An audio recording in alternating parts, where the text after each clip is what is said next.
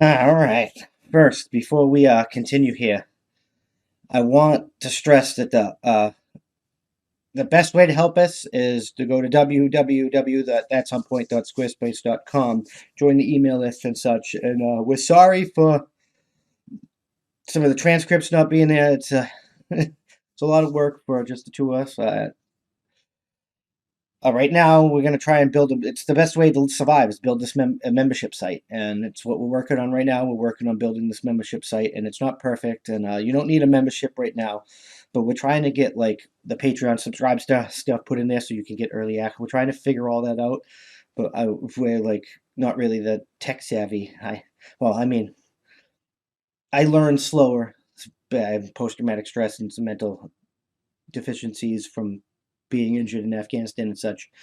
So I learn slower, so it takes me a while to get up to snuff with learning these new technologies. And we did add a donation page, which is why I'm talking. It's the best way you can help us.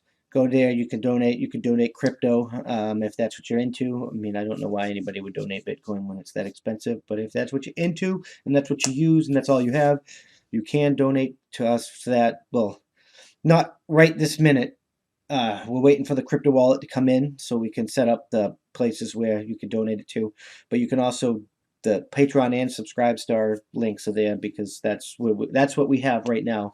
So consider donating. You get early access to the That's On Point podcast, and you can submit topics that you want me to talk about here on the Thought of the Day. And that's the best member. We're going to work from other membership benefits, and have like a tiered membership. It really is the best model for survival. We also have to figure out how to get our own server, which I'm not sure how to do, but we're going to get into all of that.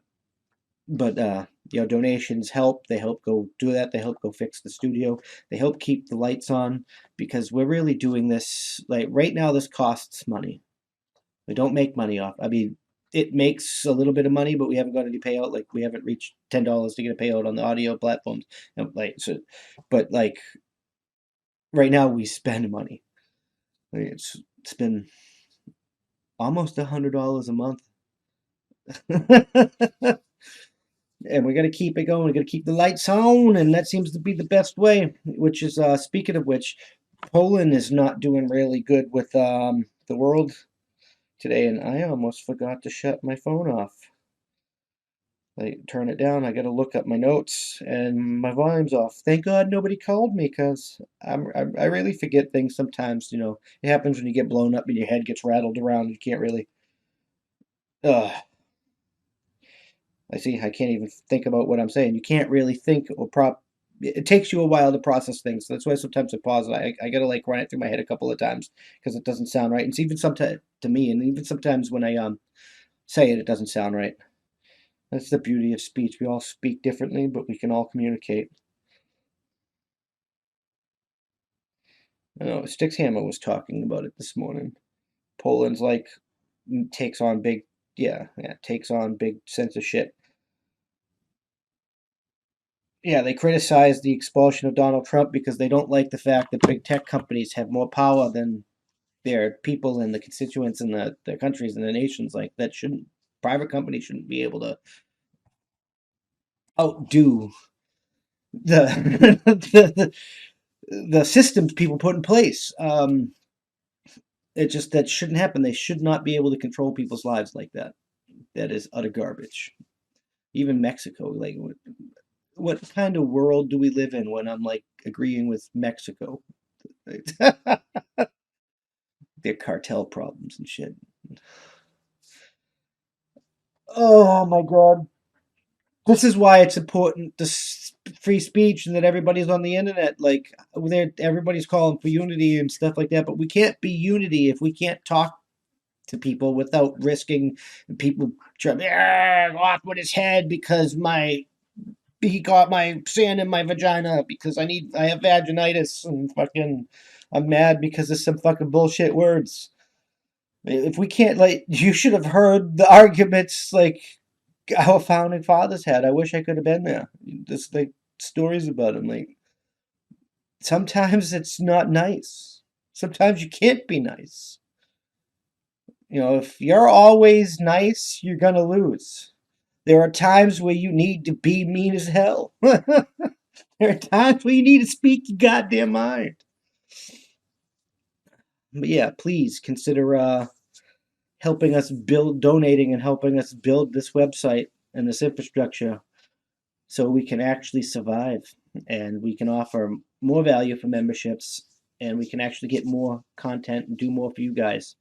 And we can survive around to continue because that's the only way. We got to continue. We got to get on. Like we either sell out to somebody's be on their platform, or we build our own. And we don't have funds or resources and whatnot to start building our own right away. Besides looking into the research, which I am going to get into, but I don't like really asking for that stuff. But it's how the cookie crumbles. This is how we do it. We help each other. And if GoFundMe is going to like cancel stuff and whatnot, we need to do it ourselves. Which is going to be hard with like free speech.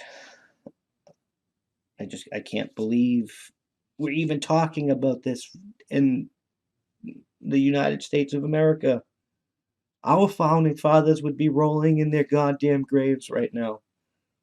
Do you know New York's the newspaper in New York, right, during the Revolutionary War, which lasted 30 years, by the way, they berated with ignorant stories about George Washington.